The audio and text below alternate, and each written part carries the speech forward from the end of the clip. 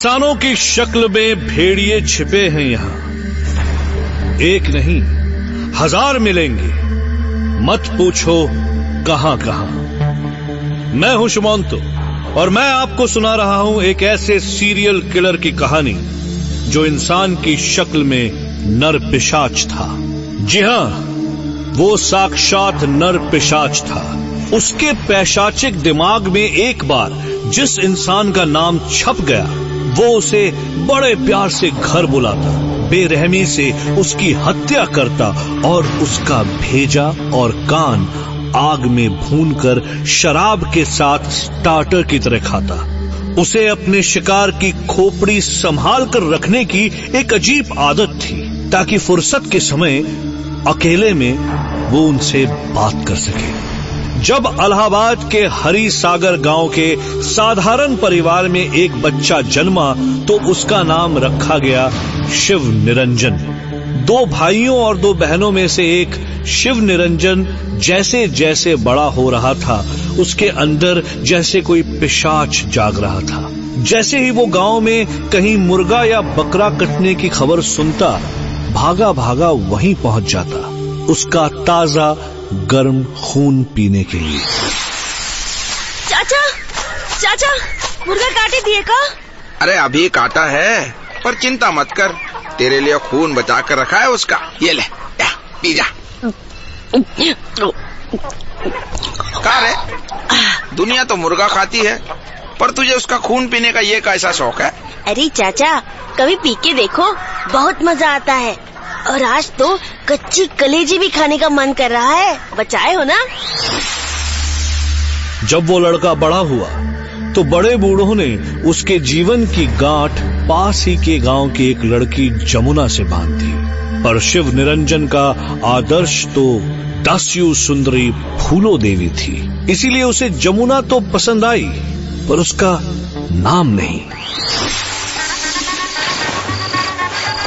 सुनो ना, बड़ा तारीफ सुने हैं तुम्हारा खूबसूरती का। उठा के दिखाओ ना घूंघट अपना। नहीं, हमको जरा शर्म आता है। तो क्या हमको खुद उठा के देखना पड़ेगा? और का, हम कोई बेशरम है जो खुद ही अपना घूंघट उठा दे? सब मर्द अपने हाथ से उठाते हैं अपनी दुल्हन का घूंघट। अच्छा, चलो तुम कहती हो तो। वाह, क्या बात, लोग झूठ नहीं कहते, बिजली जैसा चमकता है तुम्हारा मुंह। सच्ची इतने अच्छे लगे हम? तब क्या, पर क्या है कि जितनी सुंदर तुम हो ना, उतना सुंदर नाम भी होना चाहिए तुम्हारा। काहे, जमुना नाम सुंदर नहीं लगता आपको? है, सुंदर है, पर एक बात कहें तुमसे, हाँ मानोगी? कौन सा बात? तुम्हारा नाम फूलो रखते हैं तो कैसा रहेगा? फूलो। क्या बात करते हो जी? फूलो देवी तो डाकू थी ना? हाँ, तो क्या हुआ, जिगरा वाली थी, जिगरा वाली। सुना नहीं कैसे लोगों को लाइन से खड़ा करके गोली से उड़ा दिया, धा धा धा धा धा धा, सब जमीन पे एकदम छितरा गया। अब देखो, हमारा नाम भी बाबूजी निरंजन रखे थे, हम उसको बदल के मच्छंदर कर दिए, राजा मच्छंदर। तुम भी फूलो कर लो अपना नाम। हमका अच्छा तो नहीं लगा, पर तुम्हारी इच्छा है तो प्यार से फूलो ही बुलाया करो हमको। पर निरंजन उर्फ राजा मच्छंदर का मन इतने से नहीं भरा। उसे इस दुनिया के चलन से नफरत थी। वो अपनी ही तरह एक अपनी दुनिया बनाना चाहता था, जिसका राजा वो खुद हो, जो दुनिया उसके पैशाचिक नियमों से चले। शादी के कुछ समय बाद जब उसका बेटा पैदा हुआ तो उसे अपने सपनों की दुनिया साकार होती सी लगी। हमको डर लग रहा है, सब ठीक ठाक तो हो जाएगा ना चाचा? घंटा भर हो गया दाई को कमरा में गया हुआ, इतना देर तो नहीं लगना चाहिए। अरे इसमें परेशान होने का क्या बात है मच्छंदर, चिंता मत कर, भगवान सब अच्छा करेगा। लड्डू बांटो रे मच्छंदर, मोतीचूर का लड्डू। बाप बन गया है तो बाप, बेटा हुआ है तेरे घर। अरे वाह, कचहरी पैदा हुआ रे, कचहरी पैदा हुआ रे। अरे ये कचहरी कचहरी क्या बड़बड़ा रहे हो? अब हमारा बेटवा का नाम कचहरी रखेंगे, कचहरी। अरे देखो, मचिंदर तो खुशी के मारे बावरा हो गया है। कुछ ही बरस में राजा मछंदर की अपनी दुनिया बन गई, जिसमें उसने अपने बड़े बेटे का नाम कचहरी, छोटे का नाम मुकद्दमा और बेटी का नाम क्रांति रखा। उसके पास पुश्तैनी जमीन थी और खुद की नौकरी भी। क्या वो चैन से जिंदगी नहीं बिता सकता था? पर उसे चैन तो तब मिलता जब उसके अंदर बैठा पिशाच उसे चैन से बैठने देता। वो पिशाच जिसके मुंह ताजा खून और भुने हुए इंसानी मांस का स्वाद लग चुका था, जिसे इंसान को तड़पते हुए मरता देखकर एक अजीब सा सुकून मिलता था। राजा मछंदर की जो कहानी खुल के सामने आ रही है, उसके अनुसार मछंदर हर काम कानून से करता था, अपने खुद के बनाए कानून से, जिसके लिए उसके पास अपनी डायरी थी, जिसका नाम उसने रखा था अदालती डायरी। कहते हैं कि राजा मछंदर जिस इंसान का नाम एक बार अपनी इस अदालती डायरी में लिख लेता, बस उसकी जिंदगी की उल्टी गिनती शुरू हो जाती थी। शिव निरंजन उर्फ राजा मछंदर की दिल दहला देने वाली ये कहानी उस दिन दुनिया के सामने आई जब सेशन कोर्ट में जर्नलिस्ट नागेंद्र सिंह हत्याकांड की सुनवाई शुरू हुई। सुनवाई के दौरान जाने कितनी गवाहियां हुई, बहस हुई, दलीलें हुई और बस अब सिर्फ सजा का इंतजार था। जबकि आरोपी थे शिव निरंजन उर्फ राजा मछंदर और उसका साला जुगराज, जिनके खिलाफ पुलिस वो सारे सबूत पेश कर चुकी थी जो इन दोनों को गुनहगार साबित करने के लिए काफी थे। साल 2000 दिसंबर महीने से राजा मछंदर जेल में बंद अपनी सजा का इंतजार कर रहा था और आखिर 12 साल बाद अब वो घड़ी आ ही गई। कल सुबह 10 बजे जज उसकी सजा का ऐलान करेंगे। Finally, the day has arrived. Allahabad Trial Court has found Raja Machindar guilty and will announce the sentence tomorrow on the 29th of November. जो भी इस केस को जानते थे, उन्हें पूरा विश्वास था कि अदालत की ये कार्यवाही राजा मछंदर की फांसी के ऐलान पर ही खत्म होगी। और आखिरकार 29 नवंबर 2012 को अदालत ने अपना फैसला सुना दिया।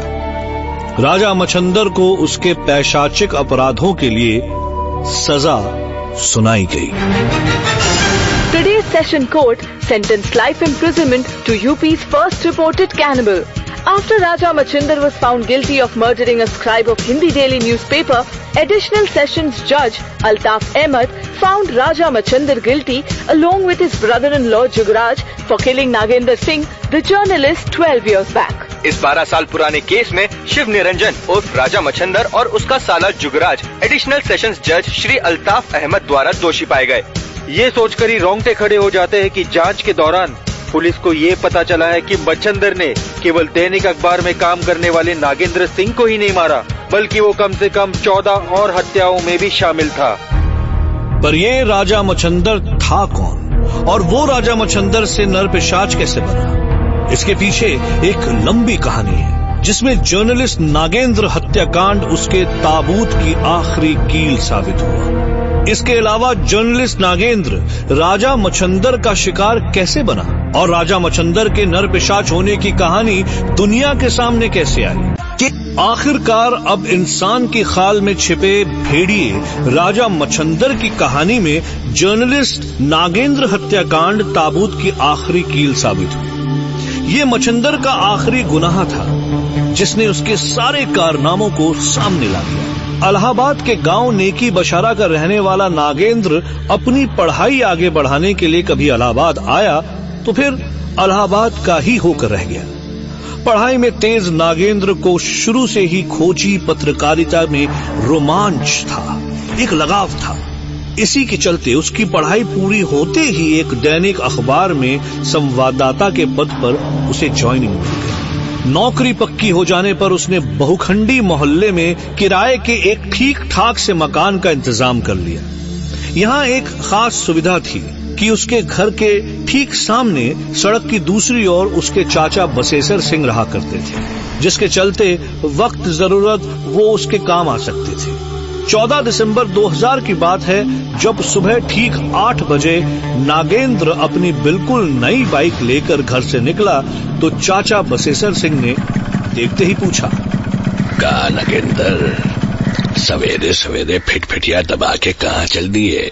गांव जा रहे हैं चाचा, सोच रहे हैं चक्कर लगा लिया जाए। और कब तक लौटोगे? शाम तक लौट आएंगे। अच्छा, सावधानी से जाना, ठीक है? चलते हैं चाचा, ध्यान रखना। हाँ, चलो। बस यही अनहोनी हो गई। नागेंद्र अपने घर से गांव के लिए निकला, पर ना वो गांव पहुंचा, ना इलाहाबाद के अपने घर पे लौटा। उसने अपने गांव पहुंचने की खबर पहले से ही दे दी थी, इसलिए गांव में उसकी चिंता होने लगी। कुछ वक्त तक नागेंद्र की राह देखने के बाद घर वालों ने इलाहाबाद आकर उसके बारे में पूछताछ शुरू की। प्रणाम चाचा। अरे गजेंद्र, तुम? और ये नागेंद्र कहाँ है? उसी का तो पता करने आए हैं चाचा। हैं? अरे पर वो तो सवेरे ही गांव के लिए निकला था। वही तो चाचा, हम राह देख रहे थे उसका, पहुंचा ही नहीं।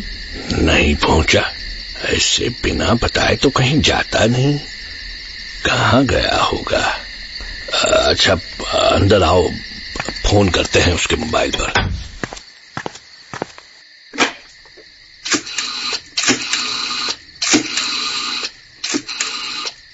जिस ग्राहक से आप संपर्क करना चाहते हैं उसका फोन अभी बंद है, कृपया थोड़ी देर बाद दोबारा कोशिश कीजिए। अरे ये तो चिंता की बात है। सुनो, ऐसा करते हैं, चल के उसके दोस्तों यारों से पता करते हैं। आओ चलो। पुलिस में रिपोर्ट कराना पड़ेगा चाचा। कहा है कि पत्रकार के तो 50 दुश्मन होते हैं, कहीं कुछ हो गया होगा तो? कह तो ठीक रहे हो। चलो फिर, चलो निकलते हैं, चलो आओ। नागेंद्र का फोन बंद था और उसका कहीं कोई पता नहीं था। घर वाले चिंता में पड़ गए। कोई रास्ता नहीं दिखा तो उन्होंने कीटगंज थाने में नागेंद्र की गुमशुदगी की रिपोर्ट लिखा दी। इधर पत्रकार नागेंद्र के भाई गजेंद्र सिंह ने अपने भाई की गुमशुदगी की खबर दैनिक अखबार में पहुंचाई तो साथी पत्रकार बौखला गए, और जब उन्होंने पुलिस की ढिलाई देखी तो उन्होंने जबरदस्त हंगामा किया और सीधे एसएसपी रमन तिवारी को उनसे बात करनी पड़ी। हमें जवाब नहीं, कार्रवाई चाहिए सर। अभी तक रिपोर्ट भी नहीं लिखी गई है। देखिए, पुलिस अपना काम कर रही है। क्या कर रही है सर? हमें दिखाई नहीं दे रहा। मैंने टीम बनाई है और भरोसा कीजिए, हम जल्दी ही नागेंद्र को ढूंढ निकालेंगे, चाहे वो जिस हालत में हो। जिस हालत? मतलब क्या है आपका? क्या आपने पहले ही तय कर लिया है कि उसके साथ कुछ हो गया है? मैंने ये कब कहा, पर यह भी तो हो सकता है कि उनका कहीं एक्सीडेंट हो गया हो। सर, आप अंदाजा ही लगाते रहेंगे या कुछ करेंगे भी? हम सारा प्रदेश सर पे उठा लेंगे सर। ये कोई मामूली बात नहीं है, पत्रकार गुम हो गया है। जब पत्रकार के केस में ये हाल है तो आम आदमी का क्या होगा? इसके बाद एसएसपी तिवारी ने 17 दिसंबर रात 9 बजे नागेंद्र के अपहरण का केस ही नहीं दर्ज किया, बल्कि इस केस की पड़ताल की कमान अपने हाथ में ली और नागेंद्र के को जर्नलिस्ट से नागेंद्र के बारे में पूछताछ शुरू की। आपने नागेंद्र को आखिरी बार कब देखा था? कल जब ऑफिस से निकल रही थी तब। तो क्या नागेंद्र आजकल किसी खास स्टोरी पे काम कर रहा था? हाँ, विधायक वाला घूस कांड और ज्योति हत्याकांड। अच्छा, ये बताओ, पिछले कुछ दिनों में उसने आपसे बताया था कि उसे कोई धमकी मिली है? धमकी तो पत्रकारों को रोज मिलती है सर, किस को देखेंगे। इस पूछताछ से कुछ हासिल नहीं हुआ। ऑफिस में फोन पर पीबीएक्स सिस्टम लगे होने से पता चला कि ऑपरेटर ने ऐसी कई लोगों के नाम और फोन लिखे थे जिन्होंने नागेंद्र से बात की थी या नागेंद्र ने उनसे बात की थी। इन सारे नंबर्स में से 2 नंबर्स पर एसएसपी तिवारी को कुछ शक हुआ। ये सब तो रूटीन कॉल्स है, पर इन 2 नंबर्स को देखो, इनसे कई बार कॉल्स आए हैं नागेंद्र को। हाँ सर, 4 दिनों में 8-10 बार तो आई है। एक तो लैंडलाइन है और दूसरा मोबाइल। अगर ये कॉल पीसीओ से नहीं की गई है तो लैंडलाइन के कॉलर का तो पता चल जाएगा, पर मोबाइल का क्या करें? मुश्किल ये थी कि उस वक्त तक सिम कार्ड लेने के लिए आईडी प्रूफ और फोटो का सिस्टम नहीं था जिससे फोन के मालिक का पता चल सके। पर इतना जरूर था कि उन दिनों फोन्स और कॉल रेट्स इतने ज्यादा थे कि गिने चुने लोग ही मोबाइल्स रख पाते थे। जाहिर है कि मोबाइल फोन बेचने वाले भी गिने चुने इलेक्ट्रॉनिक शॉप्स वाले ही हुआ करते थे। तब श्री तिवारी ने मोबाइल नंबर का कॉल डिटेल निकलवाया तो जैसे मानो उनके हाथ कोई लॉटरी लग गई। ओहो, 14 दिसंबर, यानी जिस दिन से नागेंद्र गायब है उसी दिन से उसका ये मोबाइल फोन भी स्विच ऑफ है। और इसके बाद 16 दिसंबर को ये मोबाइल फिर से स्विच ऑन हुआ था और उससे एक फोन लैंडलाइन और एक मोबाइल पर किया गया था और उसके बाद फोन फिर से स्विच ऑफ किया गया था। ये लैंडलाइन नंबर है किसका? जब इस लैंडलाइन नंबर के बारे में पता चल गया तो ये शिव सागर गांव के फूलो देवी का नंबर निकला।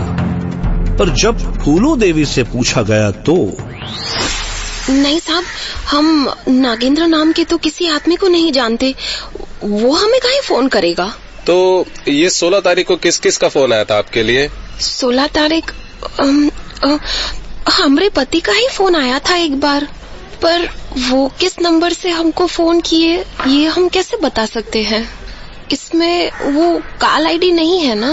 और आपके पति ये राजा मच्छंदर है कहाँ इस समय? वो अपनी टाटा सुमो से रीवान गए हैं। और लौटेंगे कब? क्या जाने साहेब, उनका कोई पता ही नहीं रहता आने जाने का। क्या बात है साहब, कुछ ऊंच नीच हुआ है का?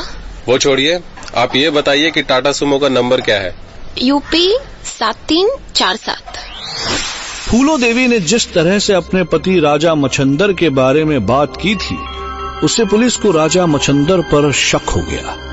अब तिवारी ने नागेंद्र के चचेरे भाई गजेंद्र और 2 रिश्तेदार राजकमल और राजेंद्र को साथ लिया और रीवन के लिए निकलने की तैयारी में लग गए। गणेश, तुम उस नागेंद्र के भाई गजेंद्र और उसके 2 रिश्तेदारों को लेके आने वाले थे ना? जी सर, ले आया हूँ। तीनों बाहर बैठे हैं सर। पर सुन, हम रीवन जाने से पहले नैनी थाना जाएंगे, वहाँ से इस मच्छंदर की डिटेल्स लेनी है। जी सर, चलिए, गाड़ी तैयार है।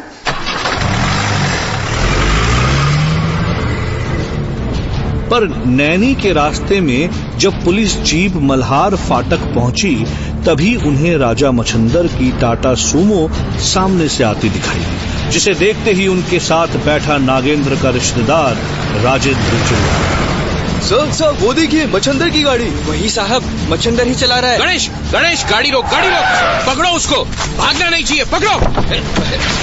रुक, जीप में डाल इसको। हम क्या अंदर चले? हम क्या किया है साहब? अरे साहब, हम कुछ किया है तो बताओ। हम कुछ किया है? हम कुछ किया नहीं है। अच्छा है? तो हमें देख के भाग क्यों रहा है? हम तो, आप हमको भगाए तो हम भागे, डर गए थे। इंसानी खाल में छिपा भेड़िया राजा मच्छंदर आखिरकार पुलिस की गिरफ्त में आ चुका था, पर ऐसे शातिर अपराधी से उसका गुनाह कबूल कराना खुद एसएसपी तिवारी के लिए भी इतना आसान नहीं था। इंसानी खाल में छिपा भेड़िया राजा मच्छंदर आखिरकार पुलिस की गिरफ्त में आ चुका था, पर ऐसे शातिर अपराधी से उसका गुनाह कबूल कराना खुद एसएसपी तिवारी के लिए भी इतना आसान नहीं था। तो ऐसे सम्मानित आदमी को आप पकड़ लिए। हमारी बीवी जानते हैं कौन है? जिला पंचायत की सदस्य है। हाँ, कुछ इज्जत है हमारा। अभी उतारता हूँ हम तेरी इज्जत। साहब, कसम से हम कुछ नहीं किए, हम कुछ किए नहीं, फिजूल पकड़ लिए आप हमको। तू तो बहुत शातिर लगता है बे। हाँ, ऐसे नहीं बोलेगा।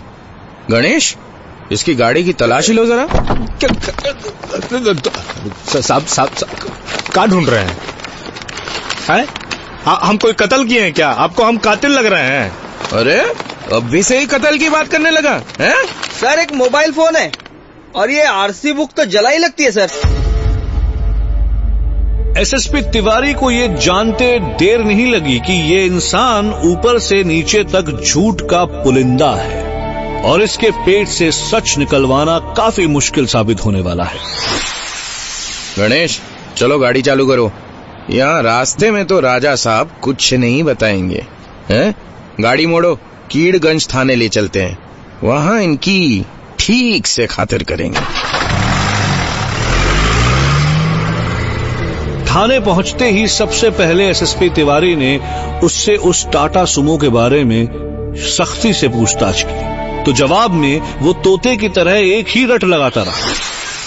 चुप, अब बोल, ये गाड़ी कहाँ से उठाई तूने? बोल। अब गाड़ी हम लखनऊ से खरीदे हैं। देख, सीधे सीधे बता दे, नहीं तो क्या साहब, क्या बता दें हम? अरे ईमानदारी से बता रहे, ईमानदार आदमी का कोई भरोसा नहीं कर रहा है। गणेश, इंस्पेक्टर कतारा के पास ले जाओ, राजा साहब की खातिरदारी वही कर पाएंगे। खातिरदारी? चल साले, तेरी तो आज ऐसी खातिर होगी ना, आगे पीछे हर जगह से उगलेगा तू। चल। और जल्दी ही पुलिस की सख्ती काम आई और उसने उगलना शुरू कर दिया। बता रहे मालिक, बता रहे।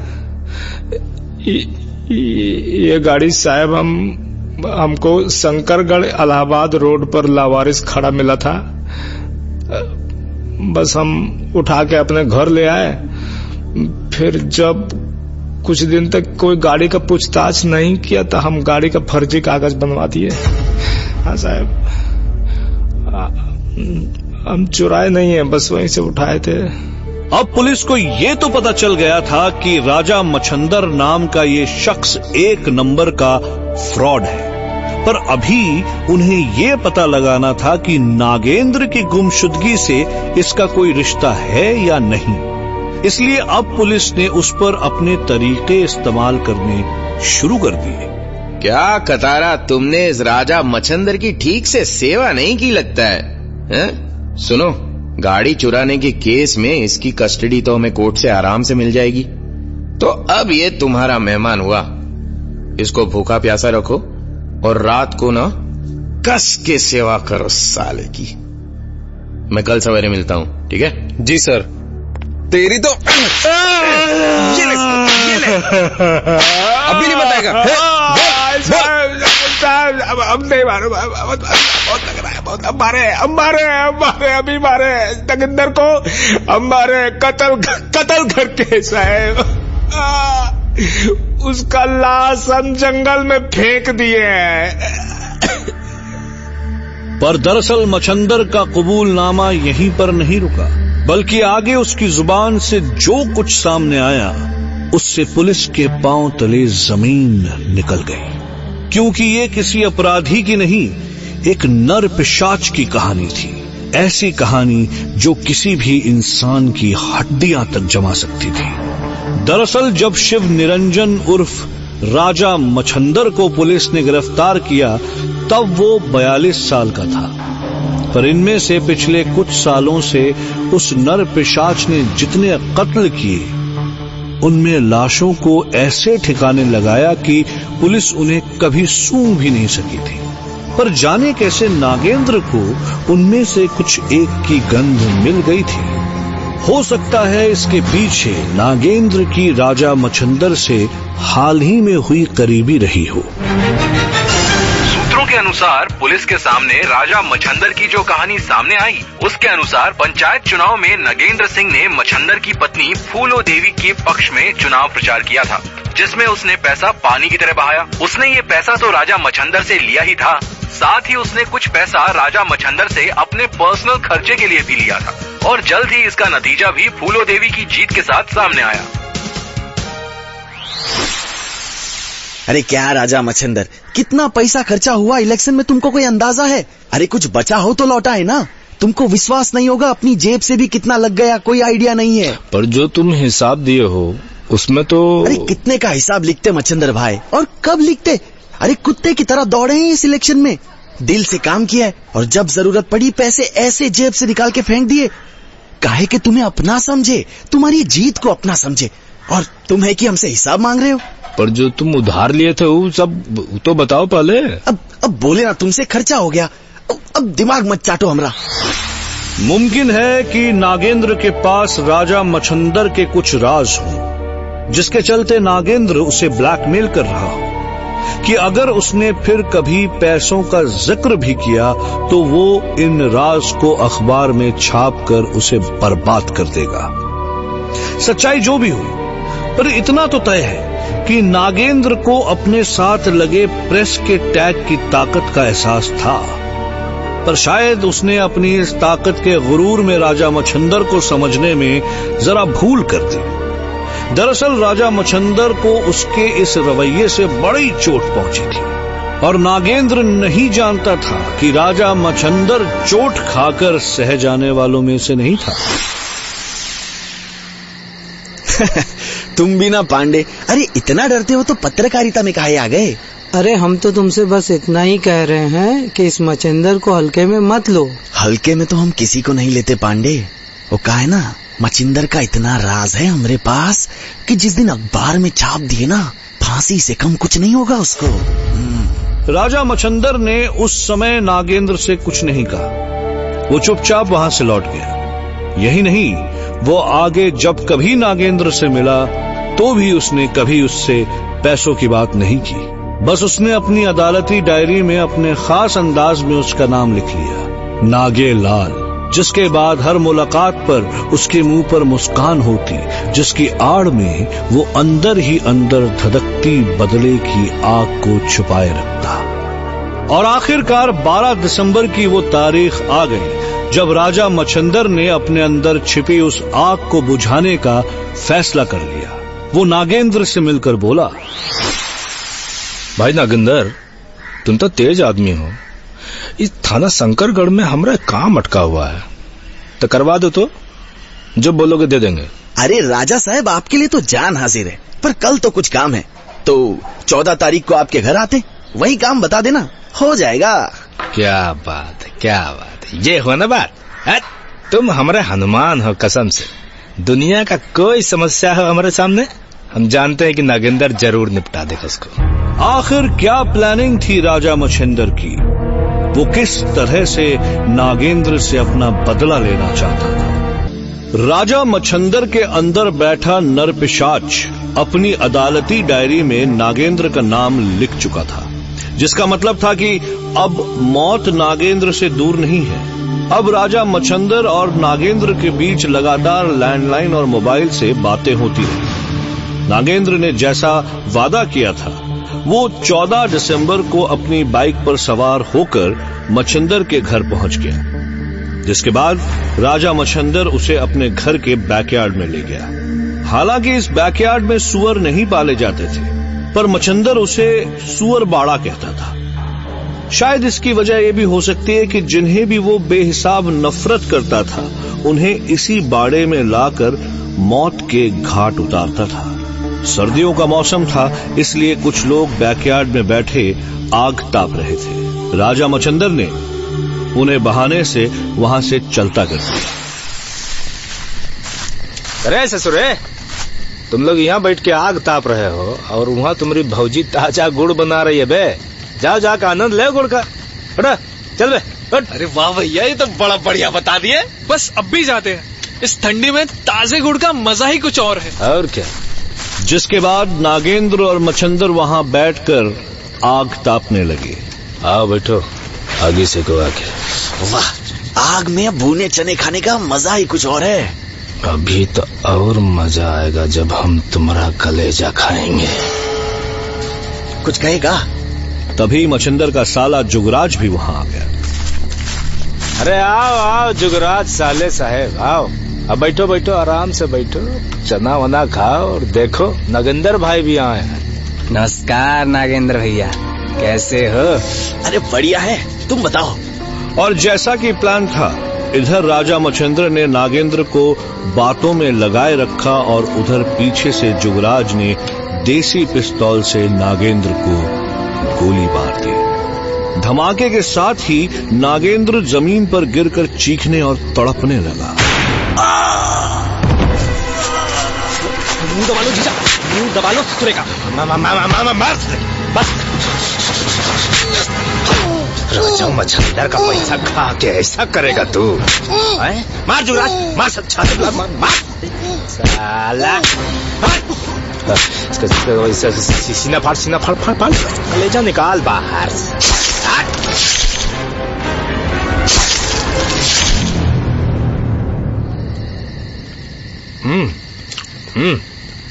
वाह क्या स्वाद है। करे मजा आ गया ना, गर्मा गर्म कलेजा। वाह। जीजा, ये पढ़ा लिखा पत्रकार का जो भेजा है ना, ससुरा अलग ही मजा देता है। चखो तो, देखो देखो।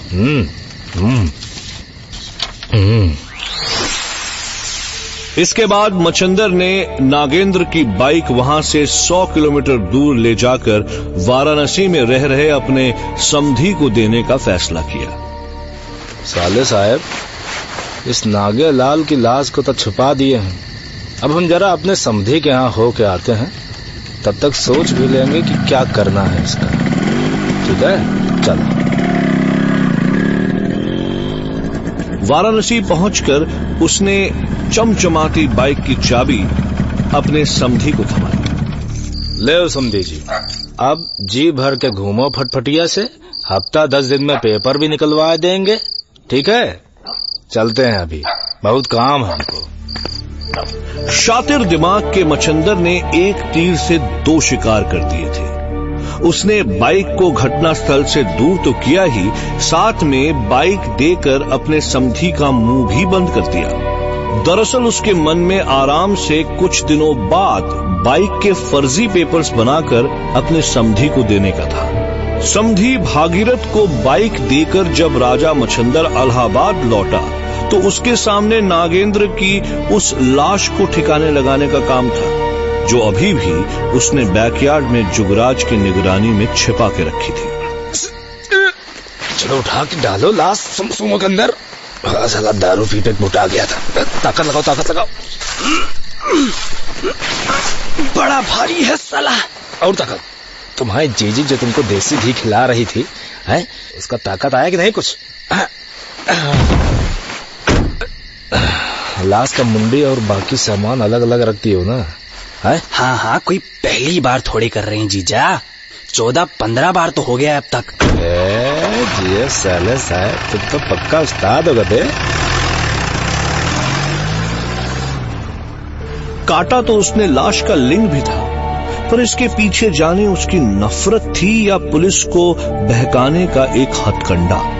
रीवन के रास्ते में गांव सिरोही पहुंचकर उसने लाश के खून से सने कपड़े उतारकर उनकी एक गठरी सी बना ली।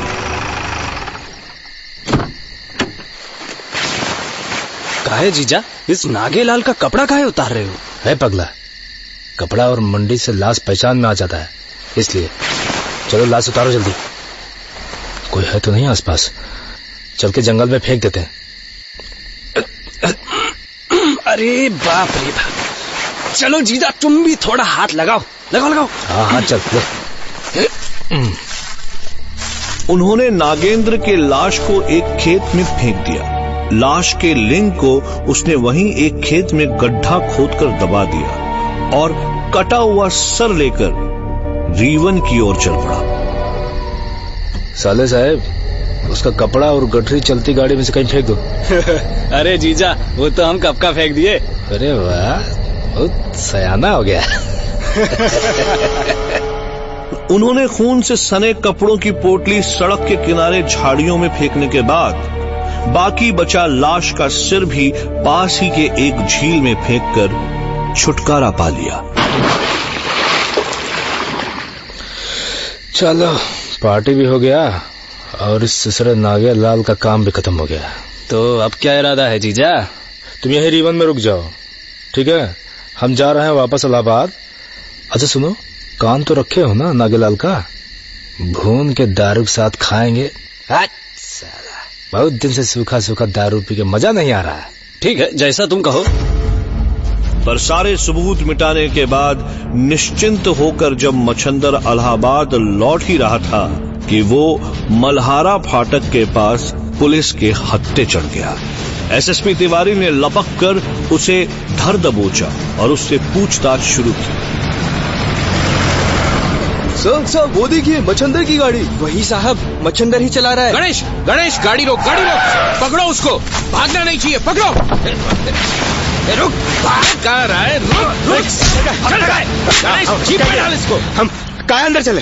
हम क्या किया है साहब? अरे साहब हम कुछ किया है तो बताओ। हम कुछ किया है? हम कुछ किया नहीं है। अच्छा है? तो हमें लेके भाग क्यों रहा है? ये भयानक कहानी सामने आते ही 19 दिसंबर को पुलिस ने राजा मच्छंदर को अदालत से पुलिस रिमांड पर ले लिया। पुलिस के पास बहुत सारे काम थे और रिमांड सिर्फ 5 दिनों की ही मिल सकी थी, इसीलिए इमरजेंसी सिचुएशन हो गई थी। सीनियर एसपी रमन कुमार ने इधर श्री तिवारी को मच्छंदर के मुंह से सच उगलवाने के काम पर लगाया और उधर SO George town Aman Kumar को बाइक बरामद करने के लिए वाराणसी भेज दिया।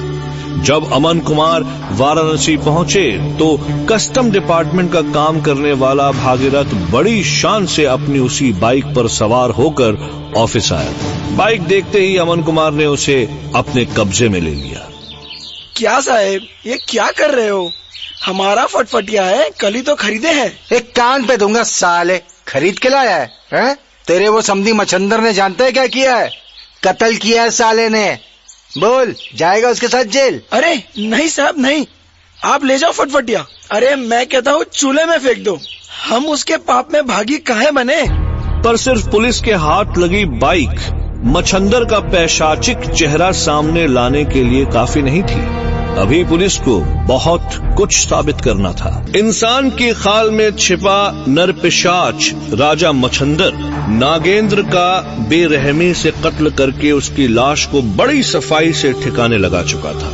अब पुलिस के सामने चुनौती थी उन सारे सबूतों को जुटाना जो मच्छंदर को सिर्फ इस कत्ल की सजा नहीं दिलाते, बल्कि उन जाने कितने कत्लों और उसके पैशाचिक कारनामों को भी सामने ला पाते जो अभी तक इंसान की खाल में दबे हुए थे। इधर पुलिस ऑफिसर अमन कुमार भागीरथ का स्टेटमेंट लेकर इलाहाबाद के लिए निकल पड़े थे, तो उधर एसएसपी तिवारी राजा मच्छंदर को उसके गांव वाले घर के बैकयार्ड में ले गए, जहां उसने बताया, गणेश इस खून से सनी मिट्टी का सैंपल ले लो। और ओ मच्छंदर, वो तुम्हारा साला जुगराज कहाँ है? उसको तो साहब हम रीवन में छोड़ आए थे। चलो गणेश, रीवन चलते हैं। पर जिस जगह पर मच्छंदर ने धड़ फेंकने और लिंग दबाने की बात की थी वहां पुलिस को कुछ नहीं मिला। पर इस बारे में जब कीड़गंज पुलिस थाने से बात की तो थाना अध्यक्ष सुदीप पांडे ने बताया, 15 दिसंबर को सुबह गोविंद सिंह के खेत में एक लाश तो मिली थी जिसमें सर और लिंग जैसे कुछ पार्ट्स नहीं थे। इसके बारे में मैंने केस तो दर्ज कर लिया था, पर लाश की आइडेंटिफिकेशन नहीं हो पाई थी। और बॉडी की पोस्टमार्टम रिपोर्ट में क्या था? कत्ल 14 दिसंबर को करीब 9 बजे पेट में गोली मारकर किया गया था और कत्ल के कुछ घंटे बाद सर और लिंग जैसे अंग काटे गए थे। और बॉडी का क्या हुआ? जब किसी ने बॉडी क्लेम नहीं की थी तो उसे दफना दिया गया था। एक काम करो, कब्रिस्तान से अब भी निकलवाओ बॉडी।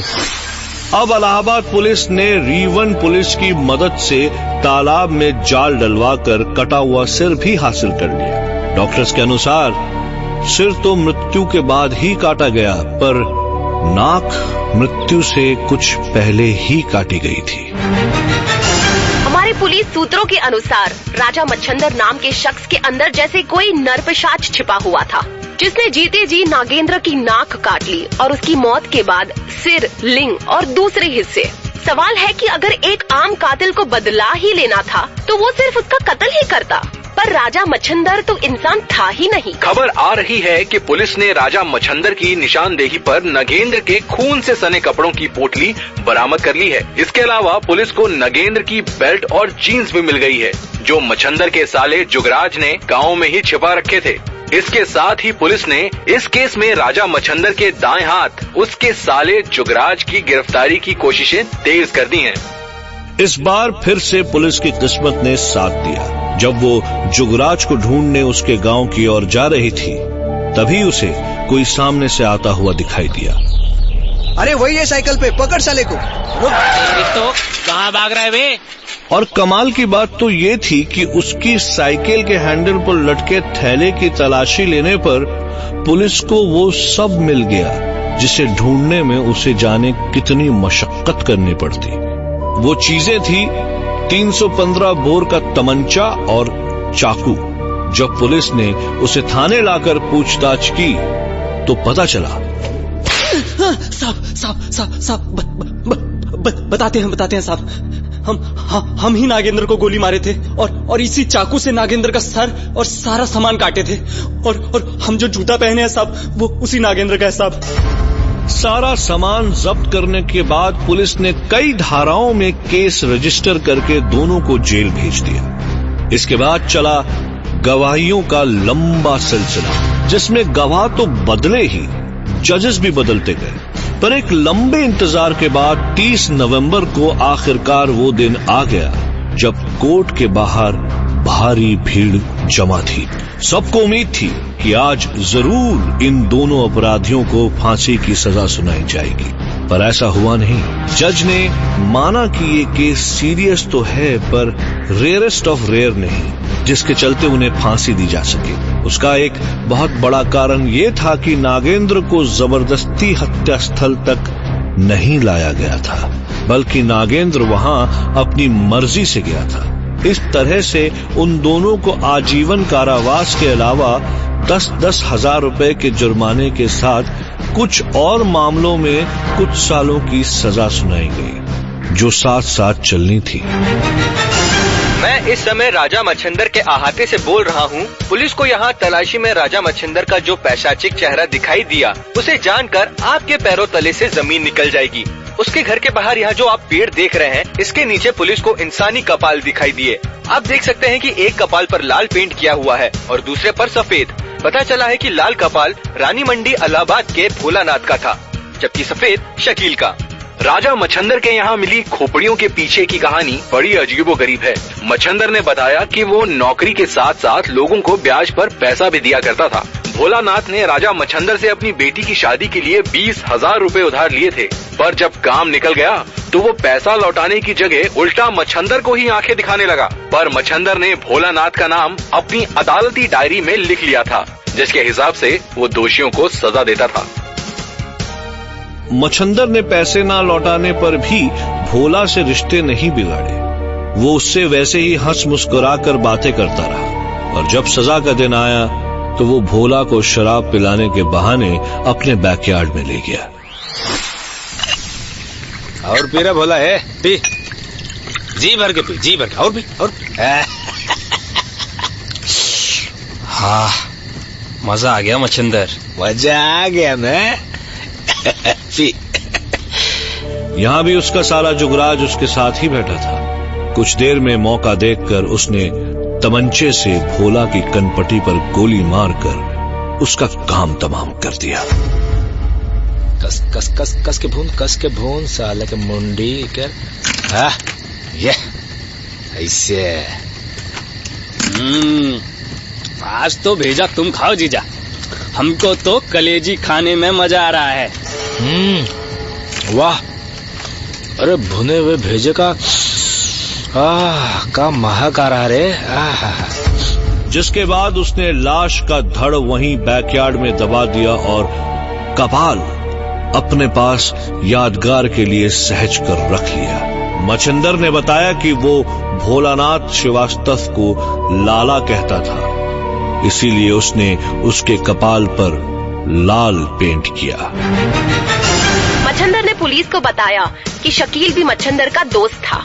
एक शाम शराब के नशे में शकील ने बोल ही दिया कि वो तंत्र मंत्र जानता है और वो किसी के भी मन को पढ़ सकता है। ये सुनकर मच्छिंदर डर से कांप गया।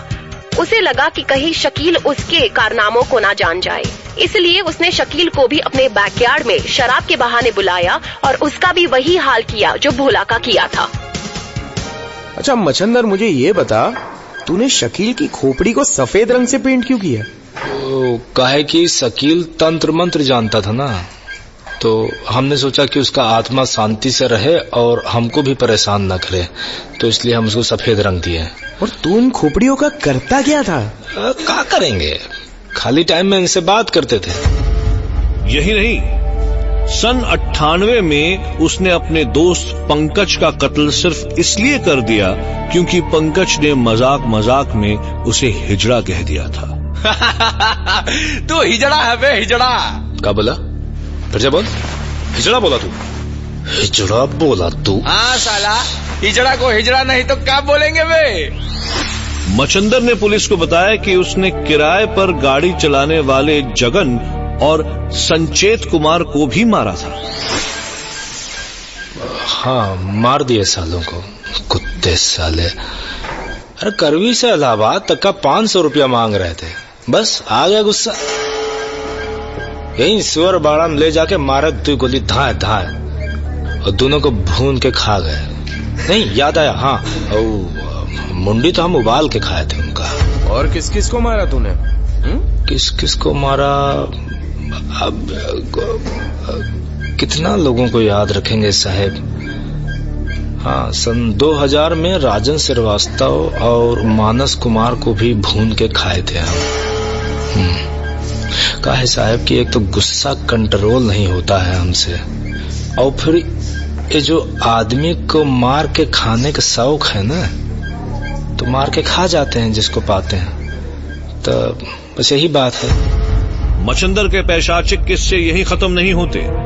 उसने जुगराज के साथ मिलकर ऐसी ही छोटी छोटी बातों पर रज्जू, हीरा और त्रिलोकी पांडे जैसे कई लोगों का कत्ल करके खाया, जिनके अब उन्हें नाम तक भी ठीक से याद नहीं। आपने दुनिया भर के अपराधों की कहानियां पढ़ी होंगी, उनके बारे में सुना होगा, पर इंसानी दरिंदगी की ऐसी मिसालें कम ही सुनने को मिलती हैं।